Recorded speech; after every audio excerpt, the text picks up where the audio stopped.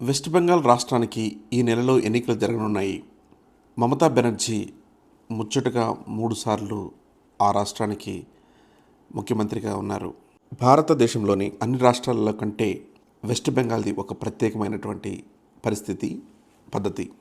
భారతదేశం ప్రజాస్వామ్య దేశం అయినప్పటికీ వెస్ట్ బెంగాల్ మాత్రం ప్రజాస్వామ్యానికి చాలా దూరంగా పాలన సాగిస్తూ ఉంటుంది. అక్కడ కేవలం మత ప్రాతిపదికన భయంకరమైన పేదరికాన్ని అడ్డుపెట్టుకొని అక్కడ పాలన సాగుతుంది.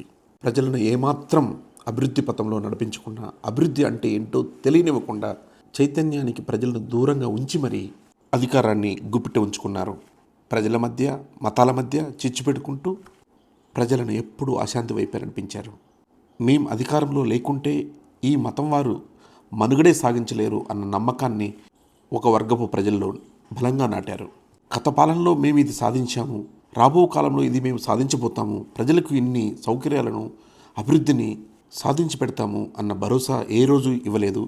వెస్ట్ బెంగాల్ చేస్తున్న చారిత్రక తప్పిదం ఏంటంటే, మనకు శత్రుదేశమైనటువంటి పొరుగు దేశం బంగ్లాదేశ్తో మమేకమై సాగడం, అక్కడ ప్రజల్ని ఇక్కడ ఎన్నికల అవసరాలకు వాడుకోవడం, ఆ కారణంగా వారికి భారతీయ పౌరసత్వాన్ని ఇవ్వడం, ఇక్కడ ఓటు హక్కు కల్పించడం, భారతదేశం అందించే అన్ని పౌర ప్రయోజనాలన్నింటినీ వారికి కూడా ఇవ్వడం ఇప్పటి వరకు జరిగింది.